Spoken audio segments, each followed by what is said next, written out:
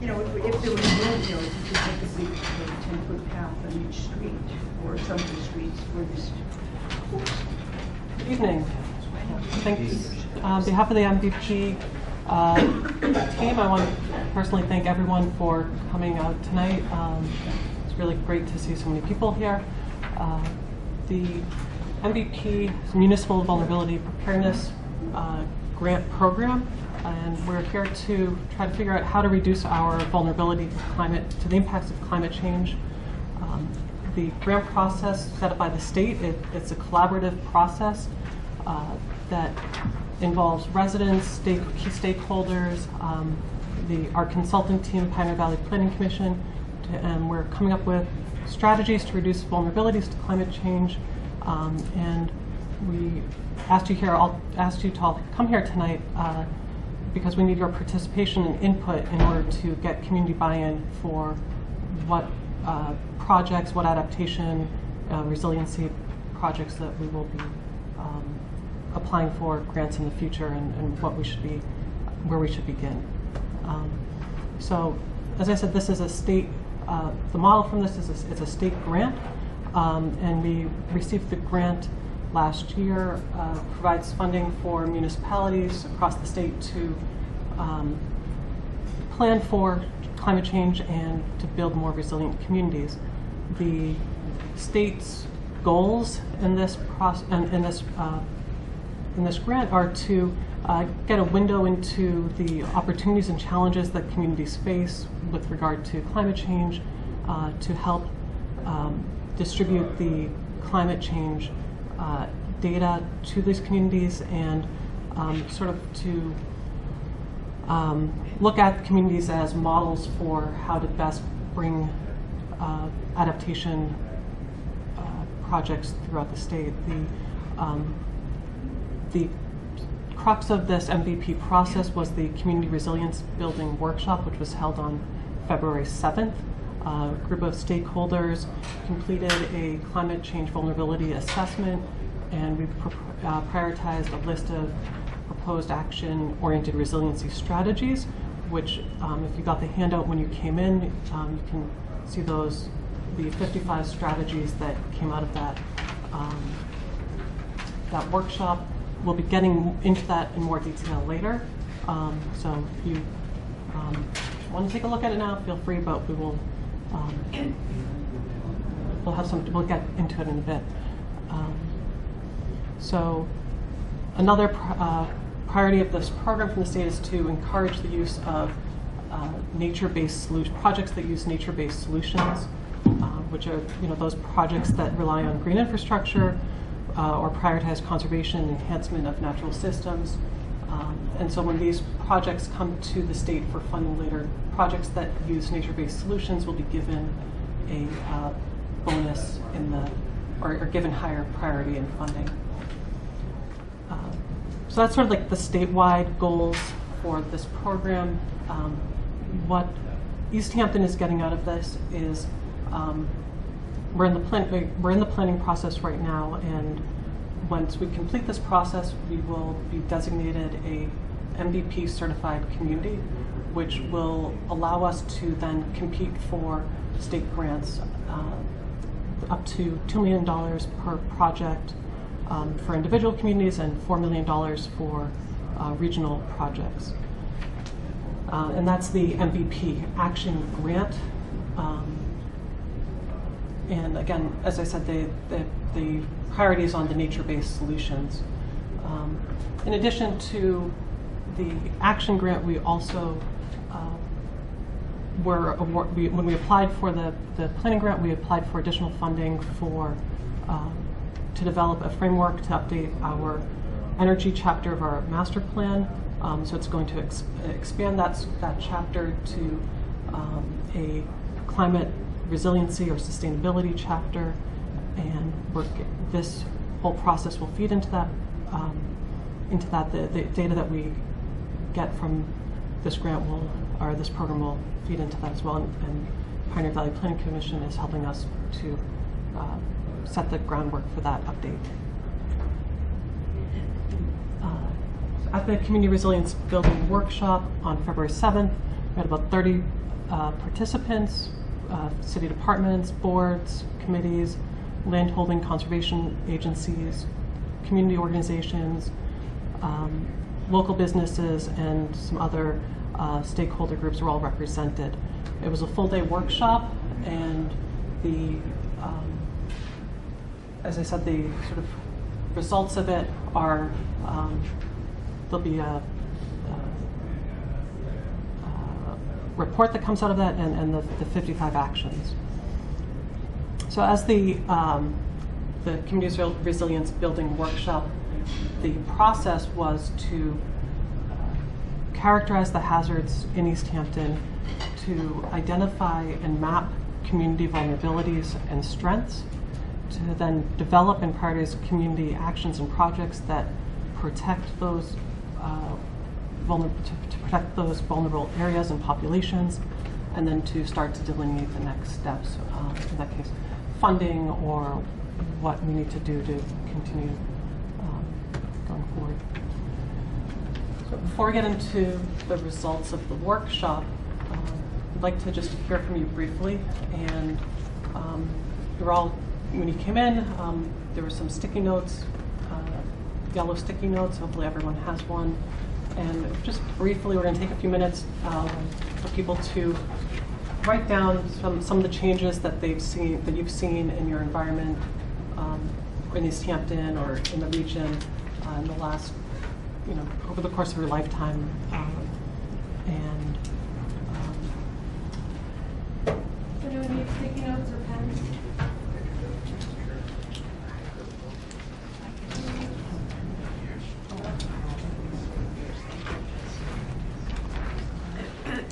And then once you've finished writing on your sticky note, we'll just have everyone come up and place their sticky on this whiteboard here.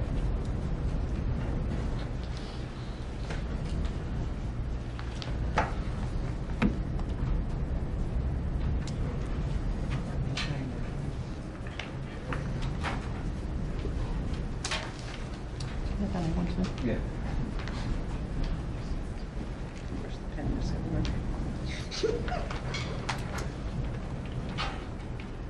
You tried all the pens, they don't all work.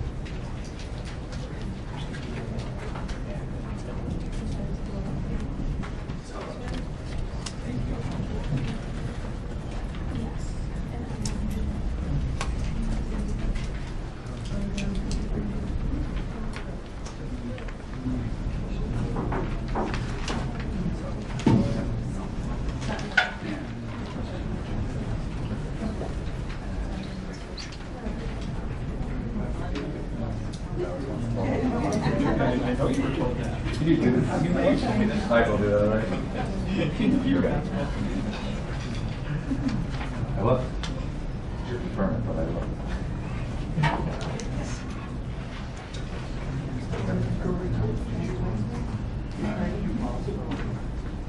Yes, well, it's fine. Yeah. I'm really not allowed to have anything. Oh, okay. It's on the stove. So I can't raise or.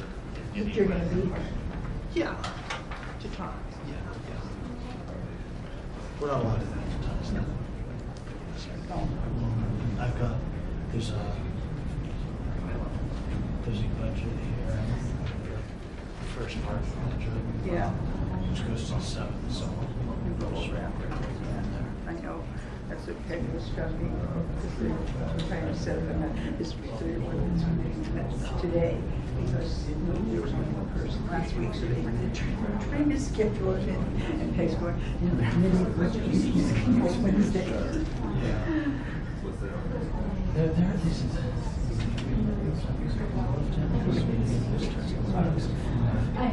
Which is like great if you're retired. People who live in an athlete or like the bridge or like traveling alone.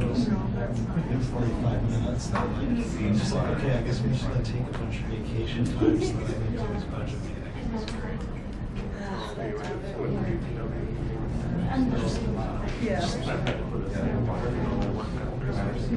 Honestly,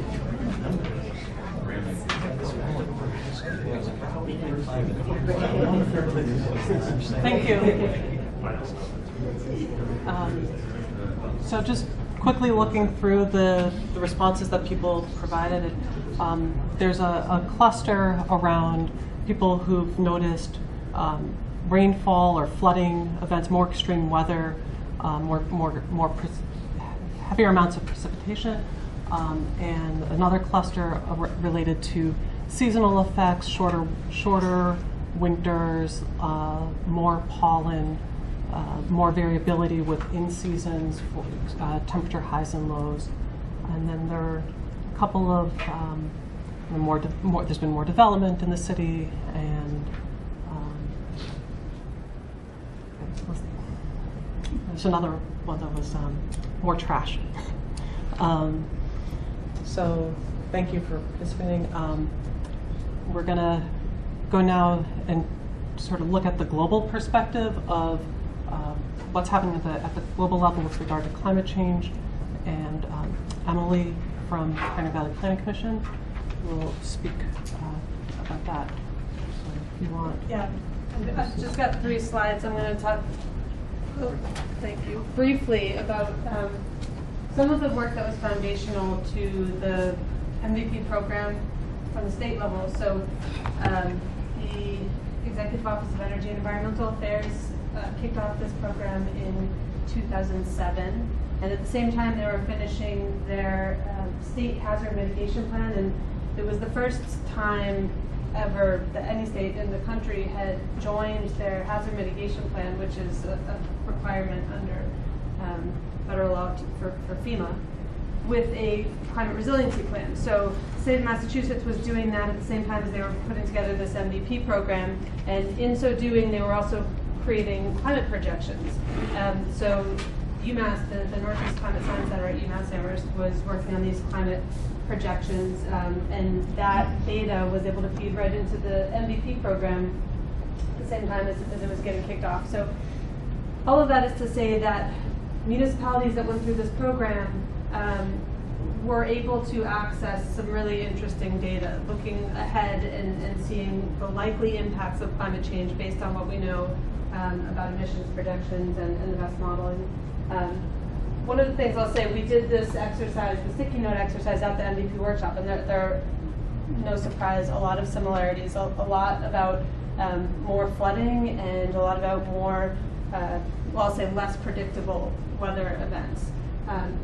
All of that also rings true to, or sort of aligns with, the climate projections. So really quickly, just the statewide climate projections that UMass came up with, they take a series of global climate models, they make certain selections of those models, and then they downscale it.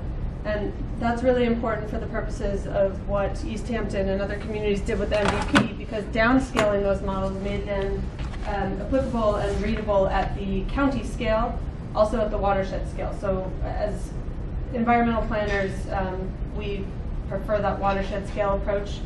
Weather doesn't take political boundaries, but depending on where you fall in a watershed, sometimes the county data is also applicable or helpful in that way. One thing about the projections that I always like to point out, MVP is not a program to talk about mitigating greenhouse gas emissions, but when we are looking at the climate projections, there's always a range. You know, there's we talk about temperatures. How high, how much are your temperatures going to increase in 2050, by 2050, by 2075, by 2100. There's a spread, and this is an example of where that comes from. So these are the emission scenarios that they use to build these models. And if you look about mid-century here, there's a spread between the high and the low emission scenarios, but it's, I guess, tangible. They're on similar trajectories, albeit in different directions. By the time you get to the end of the century, we are looking very seriously at the worst case scenario and the best case scenario. And I think this is important to keep in mind when we're talking about resilience. We have climate modeling and projections now to show us some of the things we're already seeing, but tell us with some science behind it that we will continue to experience these weather events, these impacts of climate change. This is to point out and to remind us all that we still have a role to play in which future we end up with. So that's the one soapbox moment I think we'll have here.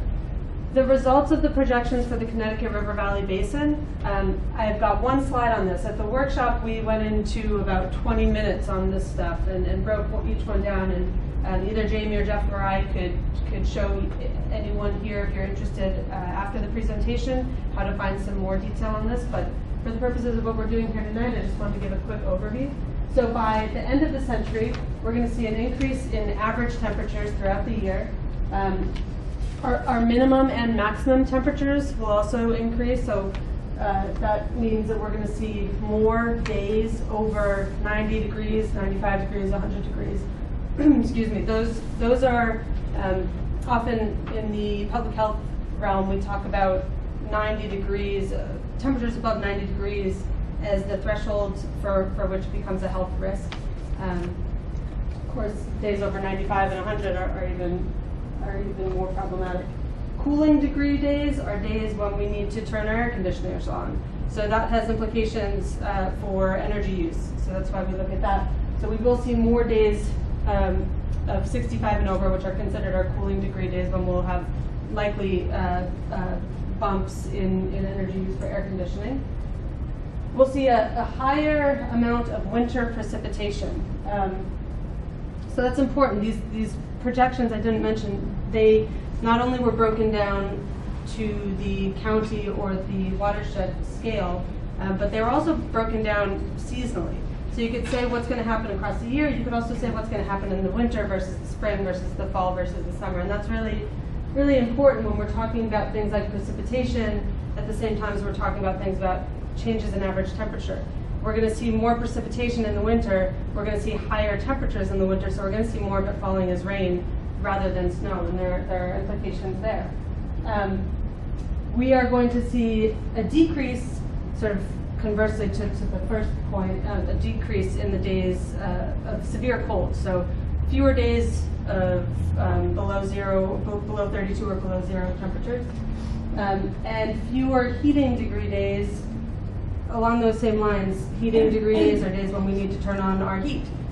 So because we're going to have more of those sort of mid-temperature days where it doesn't dip low enough that we need to crank up the heat, we'll have fewer of those. And then fall precipitation, as we'll see more winter precipitation, we're going to see less fall precipitation.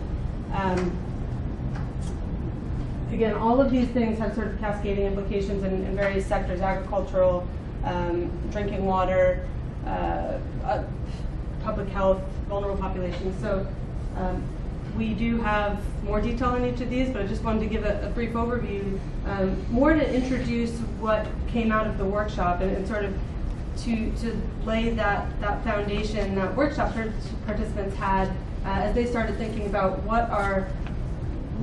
how are we most vulnerable in Easthampton. What are our greatest assets to reduce our risk and to reduce our vulnerability, and then really what should we do about it? So the next couple of slides, the rest of the presentation, you're going to hear what that group came up with, some of the top recommendations that group came up with, and then you all will have an opportunity to validate some of those recommendations and also potentially add in some of your own. And on that note, I will point out that the handout that you all have, there's an introductory page on the front that just sort of talks about what we're all doing here tonight. And then pages 2, 3, and 4 are more or less what we call the risk matrix. So that's a list of all of the resiliency actions that the MVP workshop group came up with. Those are the 55 actions that Jamie mentioned. So it's a comprehensive list. There's a lot in there. Some of them are bolded, and those are the ones that the participants decided were of highest priority. And then those were sort of further condensed into the 8 that you're going to hear about in a moment. So with that, I'm going to turn it over to Jeff. Yeah. Thank you, Emily. I'm Jeff Bagg, I'm the city planner, and so I was at the all-day workshop as well. I just want to thank a couple people. So the Director of Public Works is here, Joe Kopinski, Diane Rossini is the staff engineer, the Parks Director, John Mason's here, and as part of this, planning grant, we have a core team that involves planning, DPW, police, fire, and parks. And so we're trying to look across departments to kind of explore how this issue could potentially impact the city over time. Chief Motter was supposed to potentially be here, but he got called away. Chief Motter is the Emergency Management Director. And so when we were together for the day, he spoke pretty eloquently about his experiences over the past several years on how the subtleties of climate change has changed his job as an emergency response. And a couple of the items, I can't speak for him, but I'll try my best to just ad-lib a little bit. A couple of the key events that I recall he mentioned, and they made it into the summary of findings. We had a drought in 2016. We had extreme cold spells in the winter of 2017-2018. Most of us might, if we were here, might remember the microburst in 2014, which hit the side of Mount Tom. And then the most memorable for some is the significant ice storm that we had in October, right around Halloween of 2011. And so those are somewhat shaped by the climate and weather, and so those were a couple of things that he highlighted. The image here is the Manhattan Rail Trail in the sort of the East Street section that washed out in 2009.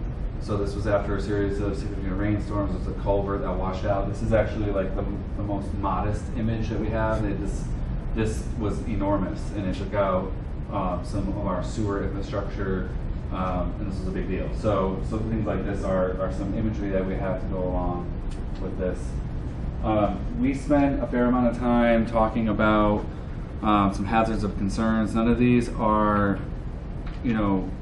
really unique, but to really just document these as part of what we're doing is we're starting to document what we know and see. So flooding from stormwater, rivers, and culverts is a significant issue that we will continue to see coming at us.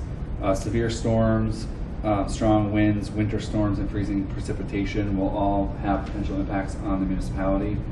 Extreme temperatures was universally identified as a top hazard that has many associated impacts. Utility outages, which can occur and be associated with a lot of these storms, strong winds, or downed tree limbs. And then drought, wildfire, and invasive species are potentially a little bit more subtle, but they're environmental changes that are associated with changing temperatures, precipitation patterns, including invasive species.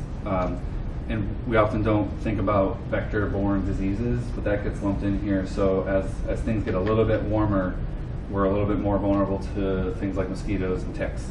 So those are just all kind of lumped in as the hazards that we are sort of aware of.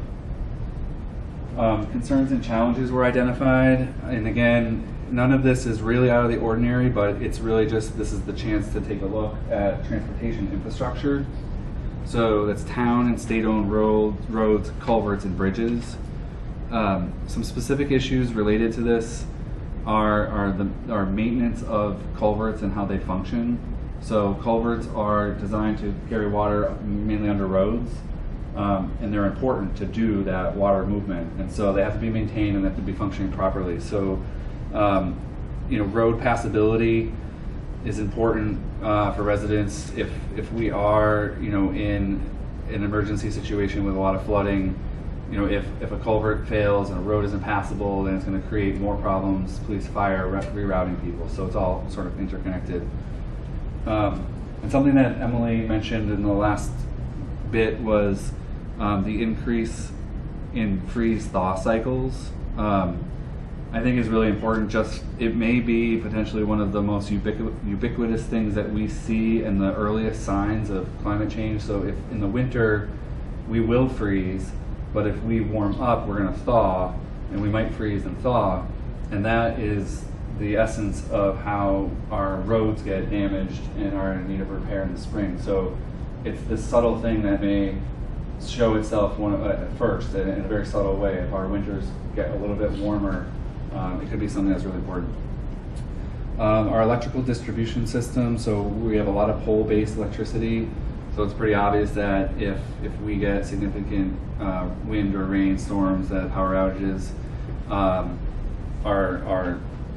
possible, and you know, we have some vulnerable populations. So in particular, so some of our elderly or remote housing developments are really susceptible to that kind of thing. And then we did talk a little bit about communication networks. So I recall being in the group that we talked about the city does have a code red system. So I think as part of this moving forward is to make our residents more aware of that system, how to sign up, and more available for communication.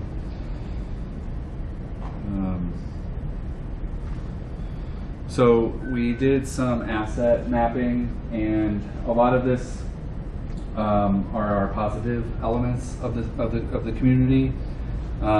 It's part of the workshop where we identify this, and we find ways to ensure that they are helping us to be resilient. So natural resources are pretty obvious, but we have a lot of ponds, streams, rivers, wetlands that all contribute to sort of our environment, our biodiversity, and our open space and parks. So it's all sort of really important baseline information for our city. Strong municipal staff. So as I said, this is an interdepartmental effort. So it's going to take all of us working together to find the problems and then seek out the solutions. So that's an important part. The Barnes Aquifer. So many of us know this, but it's really important to be reminded that we are situated over an aquifer. It's the Barnes Aquifer, which is where we get our drinking water. So that became one of our greatest assets, but it's also a potential vulnerability as we go forward into the rest of the Creek Nation to see that pop up. We have the Mount Town Range, Arcadia Wildlife Sanctuary, and Park Hill offer sort of a wide range of recreational opportunities. I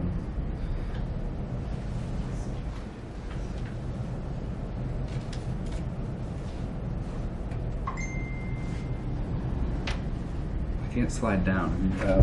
So I think we have Willis Northampton School is a population center for us, which has to be accounted for as both an asset but a potential vulnerability. Thank you. The city's public safety complex houses a group of services that are available in case of an emergency. So that's where we have the ability to draw in department heads in emergency management in case of an event. I think the range of housing alternatives to residential communities, again, is a true asset of our community. We have a lot of diverse housing types and people and populations. But on the flip side, you know, there are some vulnerabilities there. If they are isolated or potentially without power, then they are important to consider, and so it's an asset. But it's also something that we looked at as a potential vulnerability. So I think from here, what we're going to do now is we're going to hand it over to a couple people who were at the workshop to go over the top recommendations. So I think, as was already said, the handout lists everything that was identified, and it is important to note that, but there was an exercise which you actually will participate in to try to sift a couple up to the top. So I'm going to hand it over to potentially Julie next. Are you first, or Tom? Both going to come up Okay. so we can tag team. Okay, and so they're going to go over kind of the top 8 key recommendations that came out of this. Thanks, Jim. All right, thank you. So Jeff already, I should introduce myself. I'm Julie Busa. I'm on the Conservation Commission. And as Jeff said, I was one of the participants in the Community Resilience Building Workshop. So Jeff already mentioned culverts and bridges and some of the reasons why culverts and bridges are a concern. Obviously, they're a potential flood point because they're a constriction. And they're also, in many cases, very old infrastructure. So a lot of these culverts and bridges were installed 50 or 100 years ago in some cases. And because of that, some of the conditions of these structures is not necessarily very good. But they're also structures that were largely designed for a different type of precipitation and different patterns of precipitation.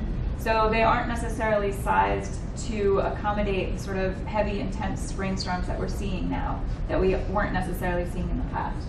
So one of the things that was suggested was to do a citywide inventory of culverts and bridges, looking at their condition, their capacity for passing water, also looking at their capacity for stream connectivity. And it turns out that structures that are sized to accommodate fish passage and create habitat connectivity are also tend to be sized well to pass large water and other debris that may wash down during a storm.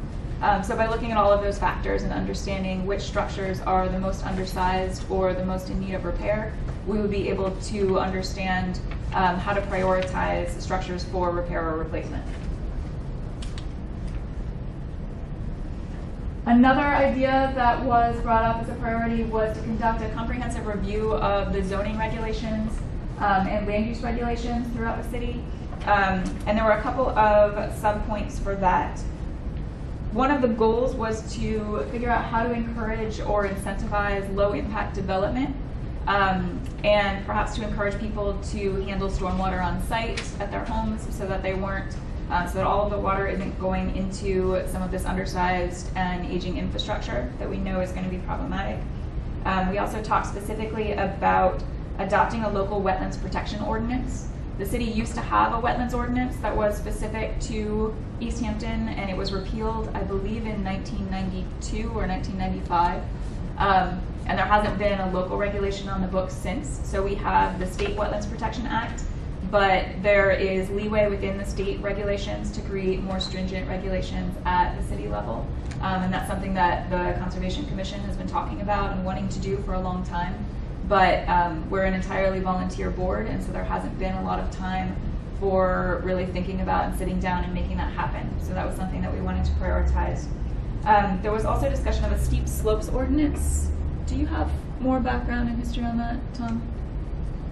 I know that the slopes of Mount Tom have been a long time land protection priority, and the border of the state reservation is higher up on the mountain than most people probably appreciate from down here on the flatland. So this was an idea to try to limit development on those steeper slopes to maintain the natural function of those areas. And then the third piece that was talked about specifically was thinking about solar siting regulations. So if you've been paying attention, there have been several solar installations that have either been proposed or are starting to be constructed, and we don't currently have any sort of formal oversight for how those are looked at and viewed and assessed. They go through, if there are wetlands on the property, obviously they come through Conservation Commission. Planning has the regular planning regulations that get applied, but we haven't, there's no specific ordinance that looks at solar and how we want to think about solar as part of our larger long-term planning.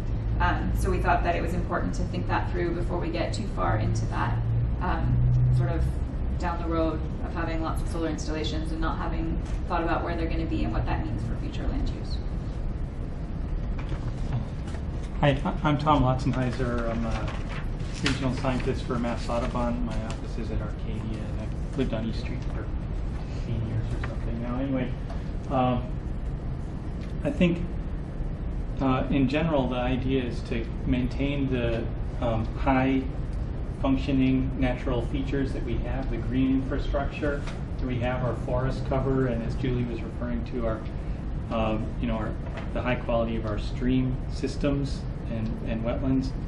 So that's sort of this comprehensive review of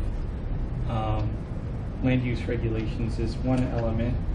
Another important element, of course, for everybody, as Jeff said, we're dealing with the sole source aquifer here, the Barnes Aquifer. So water supply protection is one of the great features that undeveloped land and forests provide for us throughout the aquifer.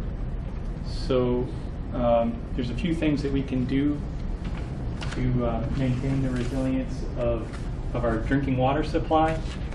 There's things like replacing, from an infrastructure perspective, replacing the pump at the Hendrick Street well field.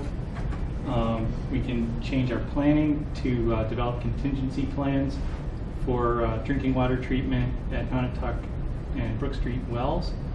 And we can also include a land use review on the aquifer lands to make sure that all land use is appropriately sited on the aquifer. Jeff also called out dams as one of our potential vulnerabilities.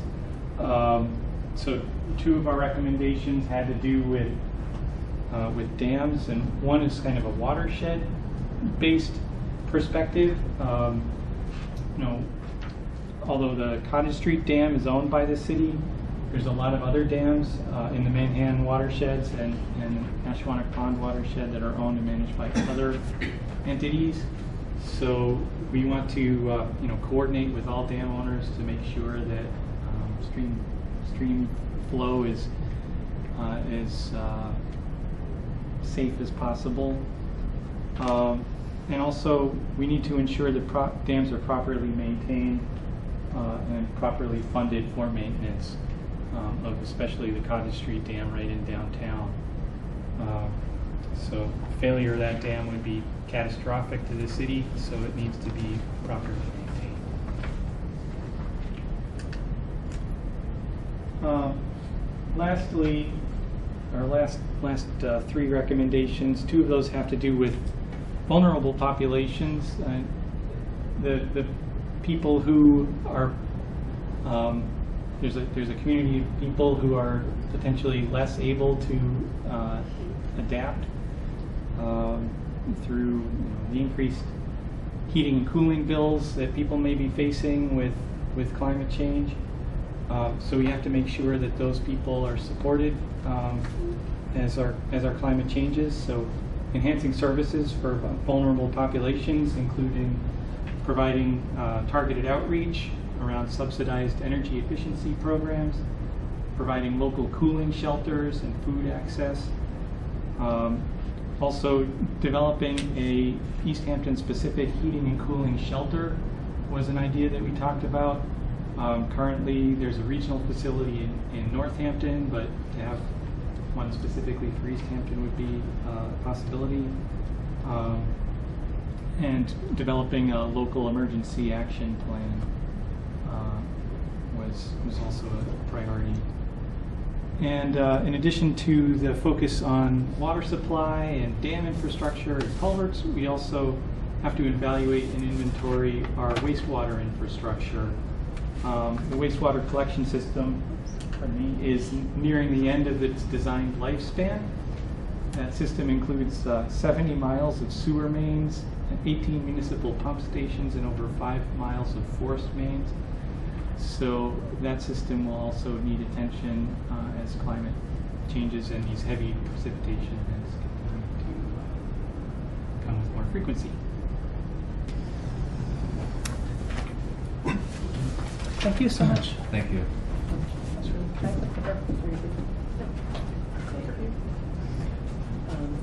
Thanks again, Tom and Julie. I think everyone who wasn't there actually got quite a bit out of listening to the recommendations that came out of that. So once as I mentioned earlier, MVP is unique because there's actual funding associated with this grant program. So we're not just doing an exercise that then is going to sit on the shelf, but we actually, once we become certified MVP community, we are eligible for up to $2 million of funding per award as an individual community and $4 million for regional projects. So this list here, it sort of just highlights some of the things that can be applied for as part of that grant funding opportunity.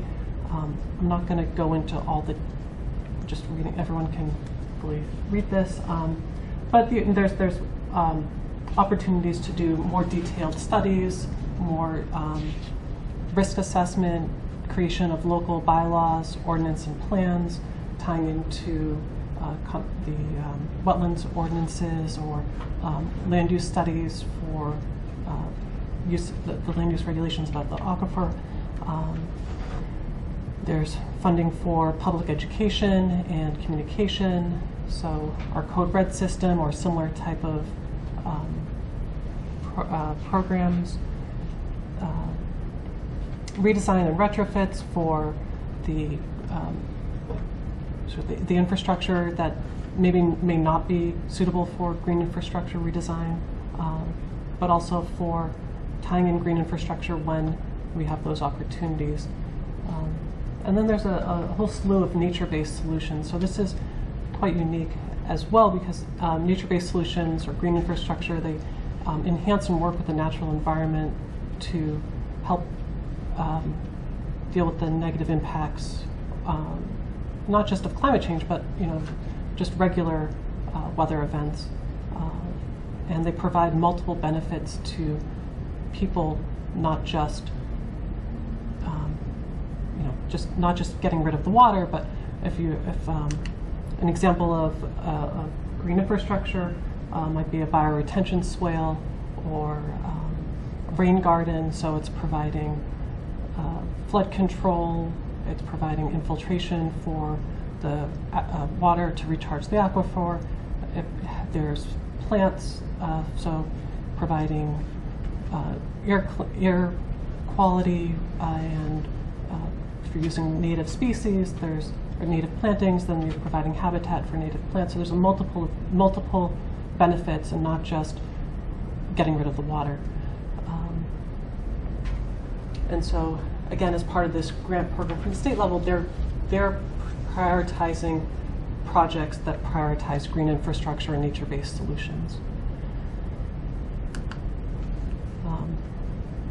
And so now that we've heard sort of the overview of the program and what came out of that workshop, we're going to have another activity where we actually get a chance to vote on what we think the top priorities for Easthampton should be. What should be the first grant that we apply for?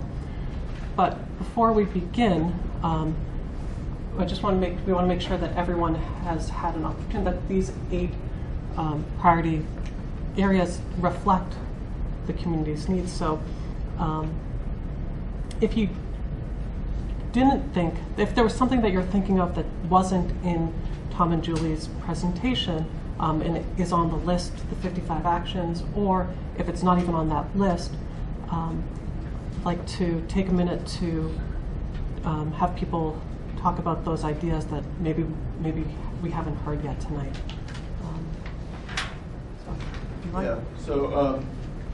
I'm kind of concerned about the whole, I didn't really know what to expect when I came here, but I'm kind of concerned about the whole way this is framed.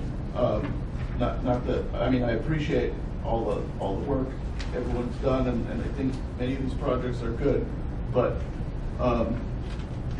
these are all, this whole thing like begins and ends with like the technical fixes, like changes in infrastructure and stuff, and there's nothing about how we need to change ourselves, our habits and expectations and our relationships, and it seems like that's where the conversation needs to start, and only when we figured out like those changes, and we decide, well, what changes in infrastructure would support the changes we need to make to ourselves, rather than infrastructure that supports the prolonging of our old behavior. No, that's a very good point. But just tying back to what Emily had said previously, that the purpose of this grant program, it's not to try to focus on mitigation to climate change, greenhouse gases, and that we are sort of at a point now where those are big conversations that need to happen in Easthampton, but also regionally, nationally, and we're not making any progress on them in any. So this grant program is to help deal with, to adapt our communities to the coming effects that we can predict. It's not saying that we shouldn't be having those larger conversations, but it is a way to start to prepare for the changes that might happen if those conversations don't continue or don't go the way that we all would like to see them go. Instead of voting for what already exists, can we recommend Yes. that maybe some new priorities Yes. should be put in place? Yes. Because I do feel like it's sort of unfair. It's like a group came before us and Yep. made decisions, and we're supposed to, like, I guess, kind of expand upon it. But I feel the same way. I don't feel like I've read through this list and I'm not quite impressed. I feel we can do a much better job, and there's more important issues to focus on. Especially, like, I don't like how the last part of this presentation was the green infrastructure, which probably should be priority in my point of view, being that a lot of the problems that are taking place is because of a system that is very materialistic, that does not acknowledge that it's the source of the resources that's being ignored as far as existing and needing attention. And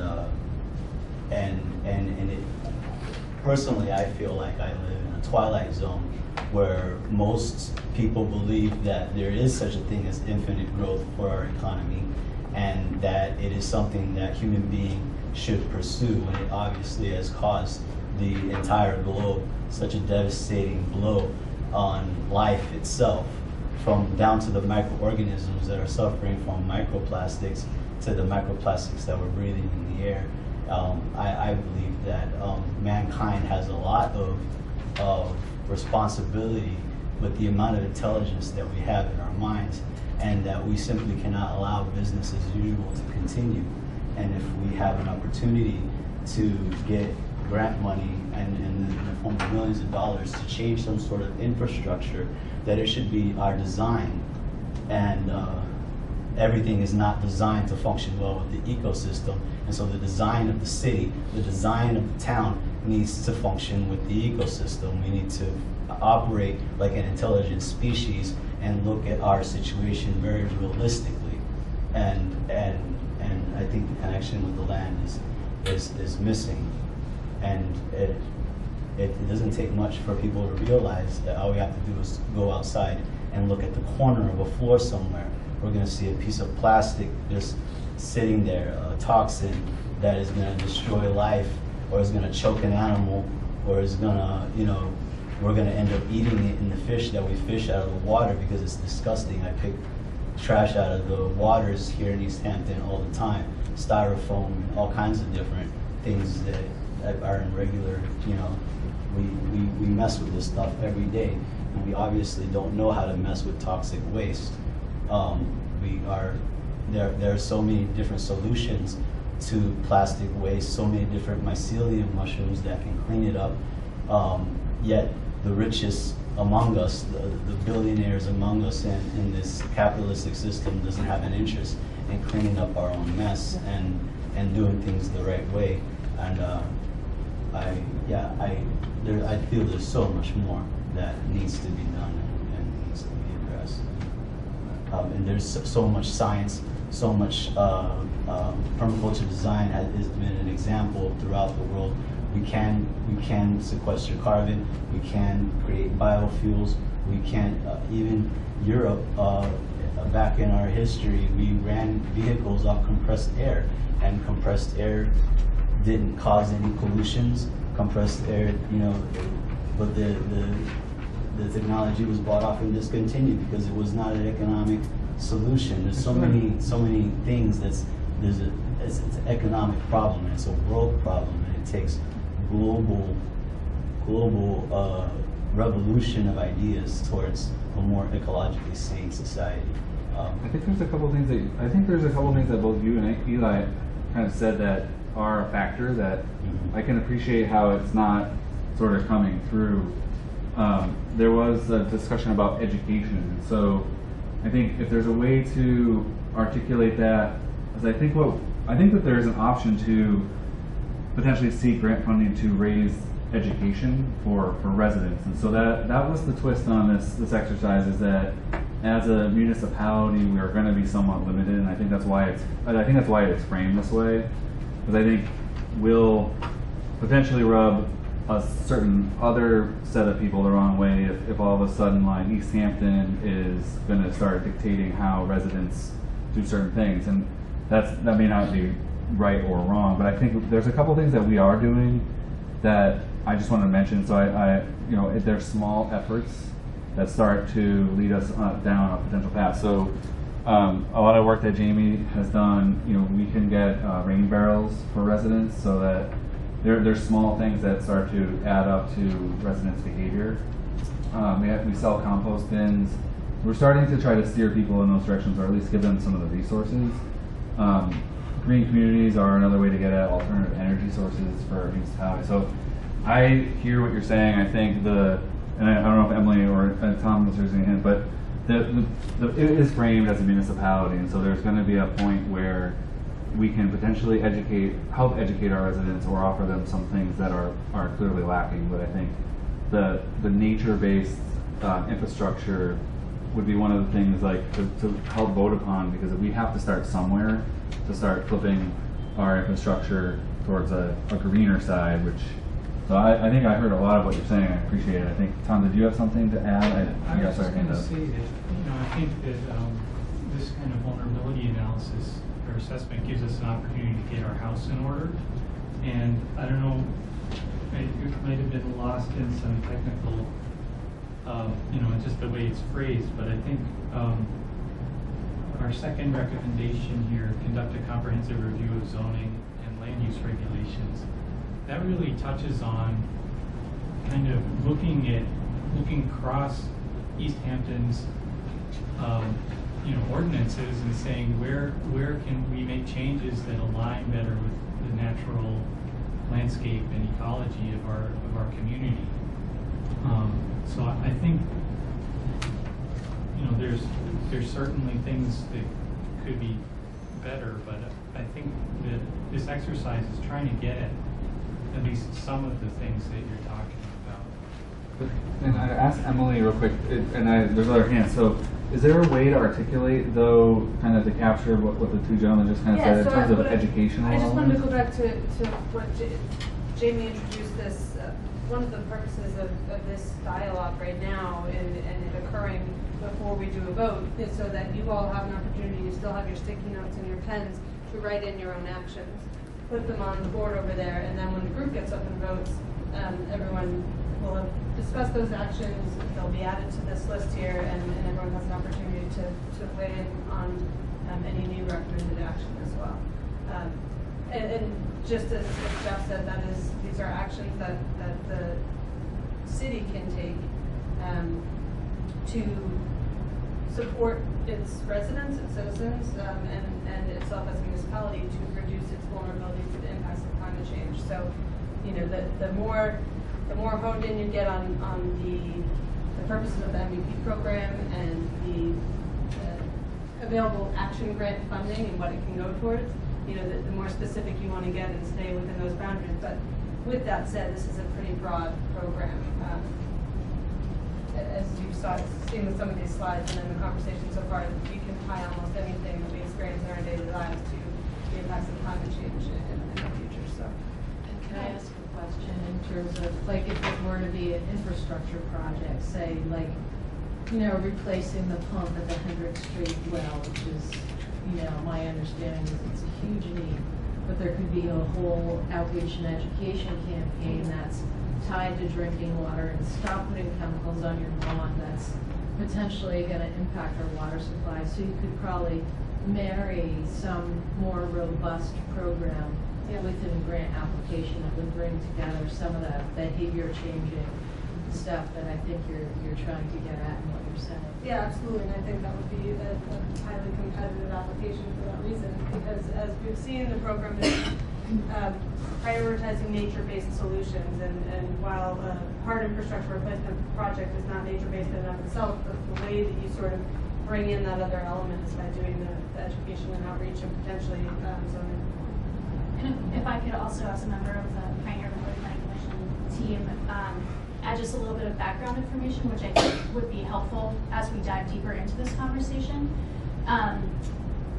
For those of us in the room who may be less familiar with this type of grant process generally, and then also what this specific MVP planning grant does is the state puts out, with MVP specifically, there's a formula that every community that's applying for this planning grant has to follow.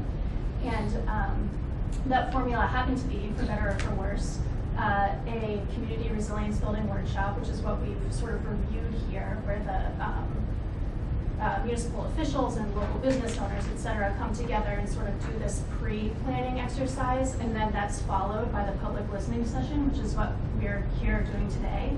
And so, you know, by the nature of getting the money that allowed Easthampton to participate in this process at all, Easthampton had to follow that particular pretty stringent grant process and workshop process. And so I think, you know, as everybody's made clear, we're hearing that the public would like to be more involved, and that there's a whole mitigation side that MVP does not provide funds for, but that is important. And so there's hard infrastructure projects that we've talked about here, but also developing a mitigation plan, an Easthampton specific mitigation plan could be a solution that comes from this group today that then gets voted on. So I just wanted to provide the background of why it happened in this way. We had to do it this way in order to get the funds. Now's the chance to sort of personalize it. So I actually really appreciate what this young man, I think he's young, said in terms of the macro worldview and the importance of having the conversation of how the big picture issues that we face really affect the individual person and the individual life experience, and also in terms of how our own life and the way we live and our impact on the environment and how we change things in the environment, how that turns around and impacts us and our quality of life and our ability to sustain and prosper. I think looking at this project specifically, so much of it is related to water and water safety and quality and water supply. And of course, we all depend on this. I mean, where our bodies are 60% water, our brains are 72% water. And we live in a town where 50% of our water supply is not even treated or filtered. It comes right out of the ground into our homes. And we see across the nation these communities that are just wrecked by water contamination issues, even as close as Westfield, which is dealing with a horrible water contamination issue right now.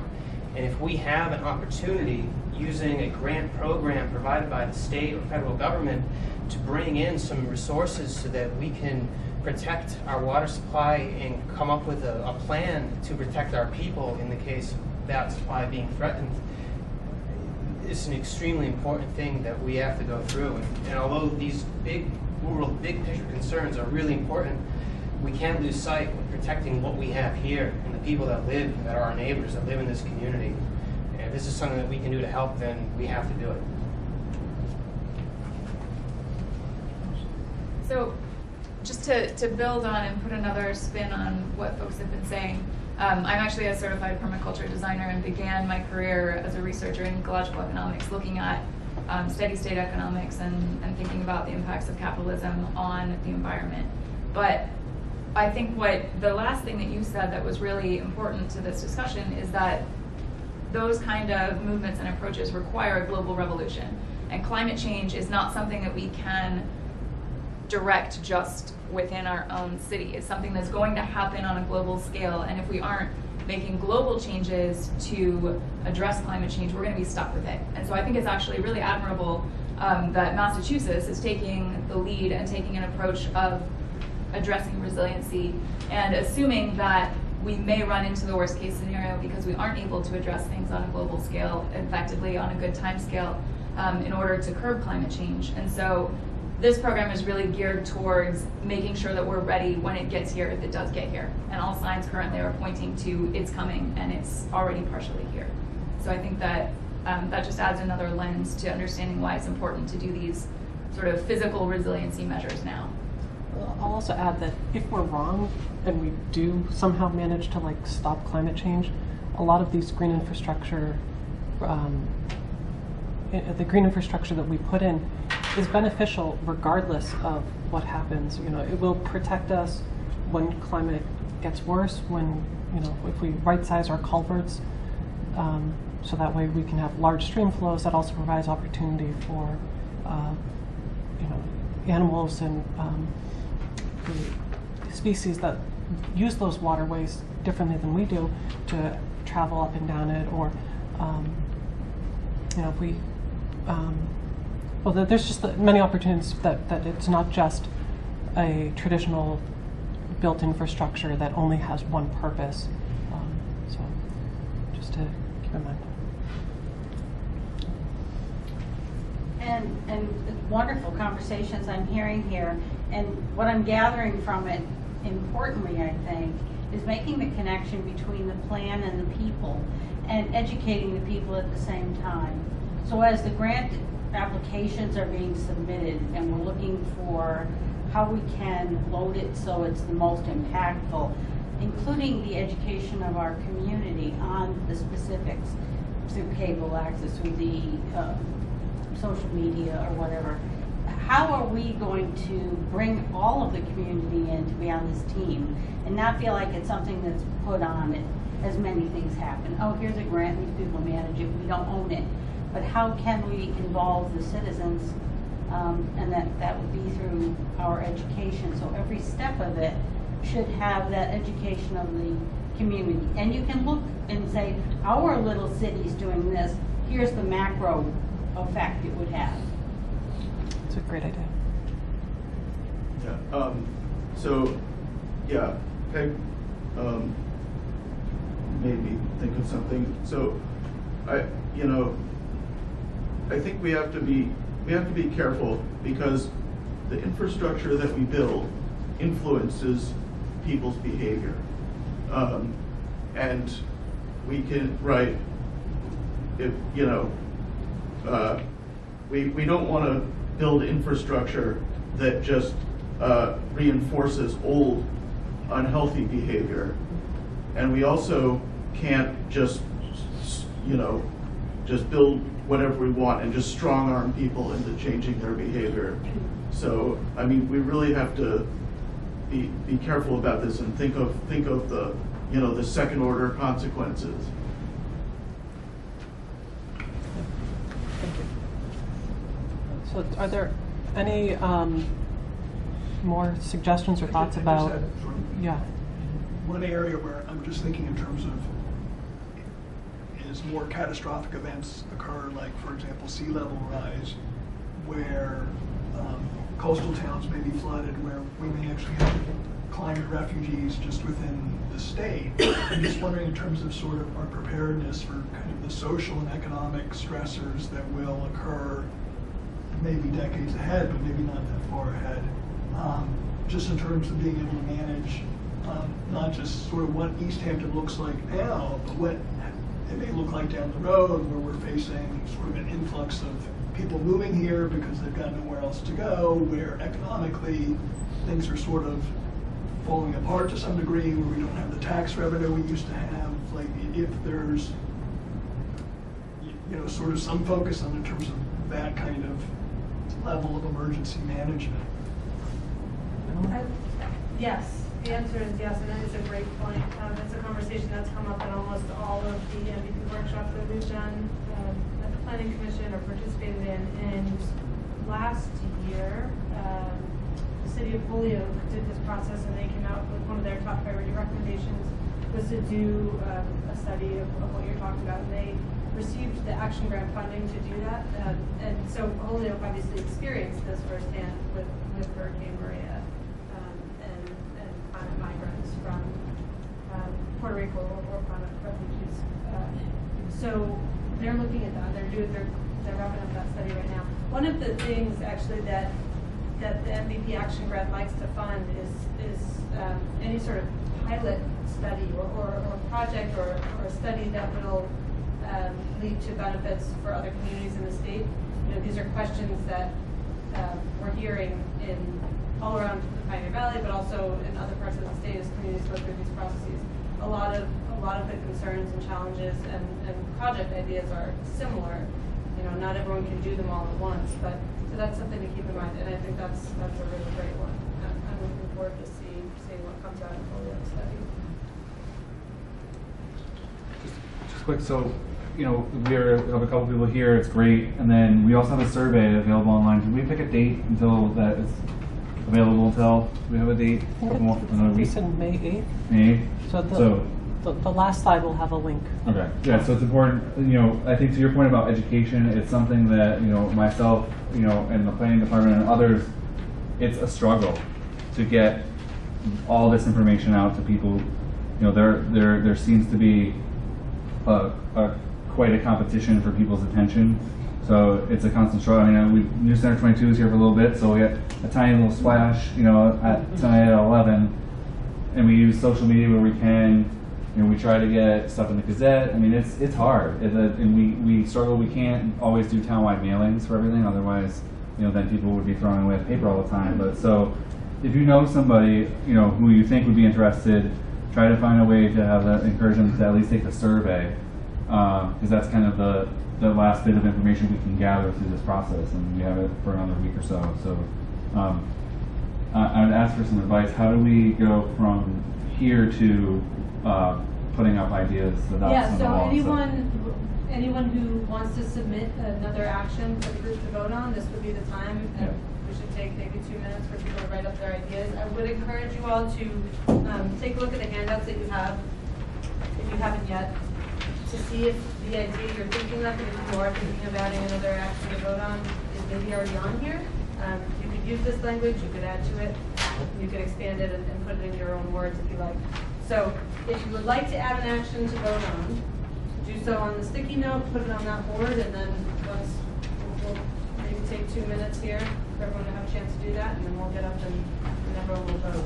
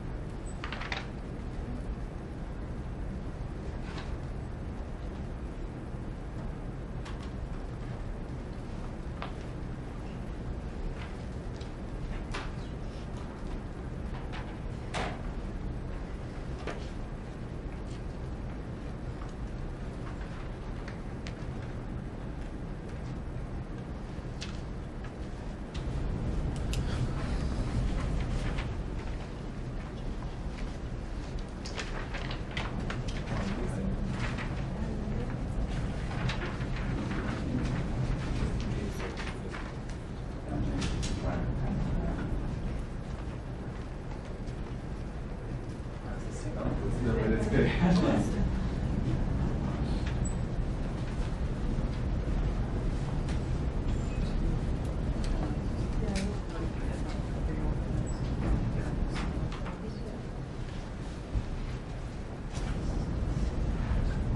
Yeah. Is anyone still writing, or everyone had an opportunity to put up their extra recommendations? Image of flyer. Yeah. If it was an actual event that was like shareable, and like you could say, I'm going, Yeah. then your friends would see that you were actually better to Is that a comment that we want to share with everyone, or? It was about, I was asking, yeah, Yeah. about how people heard about this event. And the recommendation was about the structure of the Facebook posts as an event. As an event, not just as like a link of the static image of the flyer with the date and time. It was actually like a Facebook event, and I could say I was going to. Yeah, I saw the planning board shared it, and then I saw that the mayor had shared the planning board's post. Interestingly, it's one of our best tools that we have at the moment for people to share something like that, or like the planning department, and then other departments are sharing things. Or you can be like me and go to all the meetings, Yeah. you know? I think that's So, we're gonna continue. So taking the three dots that you were given when you came in, there's a green, yellow, and red, or green, yellow, and blue.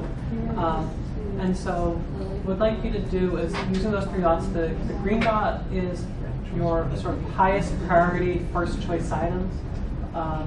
Yellow would be your second highest priority first choice item, and blue would be the next the third choice. Sort of a ranked choice voting type activity. So if you want to take some time to either put them on, we have the 11 by 17 pages over there of each of the recommendations that came out of the workshop, and then we also have on the board there the additional recommendations that came out of this meeting tonight. So if you can take a few minutes to put them up, and then we'll. What's up? No, that's good. I just. Sorry, I didn't know where we were. 3 new actions to consider over here, folks. And you can put your dots here and there. Thanks, Steve. I appreciate this opportunity. Did you vote? I'm working on voting. Yeah. I mean, you made some good suggestions. And just to be clear, Not the sticky notes here, there's one group, that's going to be one action. And then the 2 standalone sticky notes are presented as individual actions.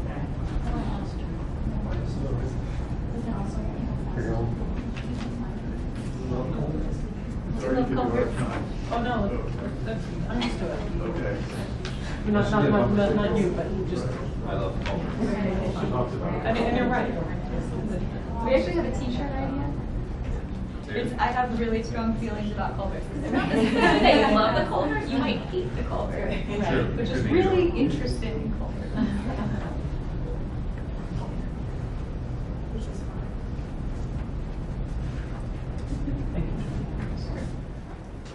You did a great job.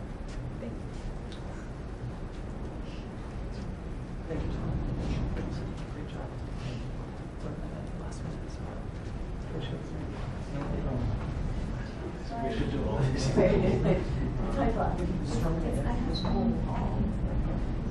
That's on a t-shirt. But we want to make one. I have strong feelings about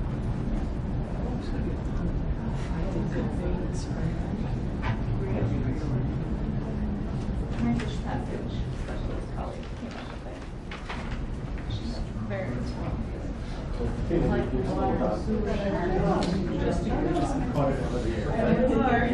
think the water and sewer departments are gonna be. I got strong feelings about Culverts. See? In here. Yeah. See? Probably. Number one is number one. Yeah, I know. It's a select group. Ask me about my strong feelings about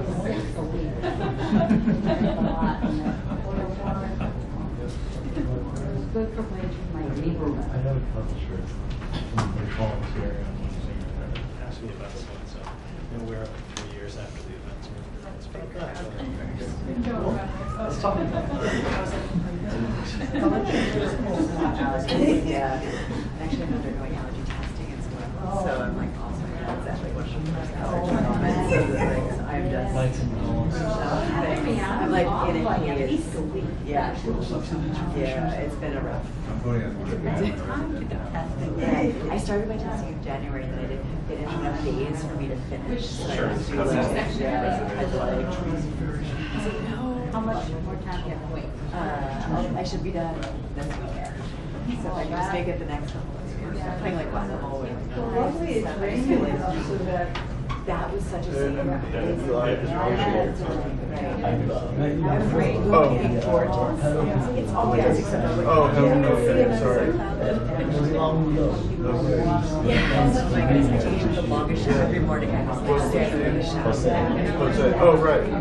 Yeah, I've heard you on Ruthie's radio show. I know everybody's like, ooh, that's sick. Yeah, thank you. I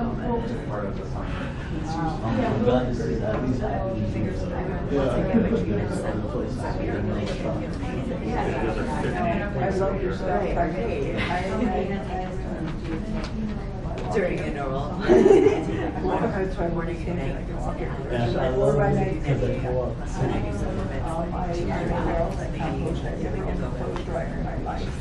Everything is hung outside, even in the winter. You know, and it's trying, you know, I've gotten too old.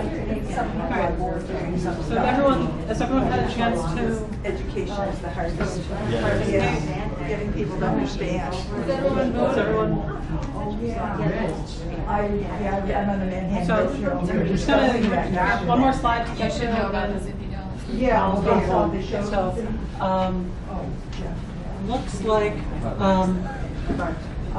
just preliminary, we'll wrap this up. The next steps, we'll be taking all the information that came out of this meeting tonight and compiling that, adding it to the summary findings report. The draft summary findings report and the survey that was mentioned earlier are on our website. You can get there, easthamptonma.gov/MVP. From that, we'll be posting the draft summary of findings already there. Survey link will be this presentation as well as the presentation from the original workshop. It looks well, so. Both of those will then tie into the summary of findings, the finalized summary of findings. The next step will be to apply for a 2019 action grant and start to develop that framework for the resiliency chapter of the master plan that's expanding on the energy chapters we talked about earlier. If there are more questions or comments, you can stick around after people get up to go. We can have a conversation, or you can email all of us. You can email it to me, jwab@easthamptonma.gov. So, thank you all for coming tonight, and we really appreciate that you took some time out of your busy schedules to be here.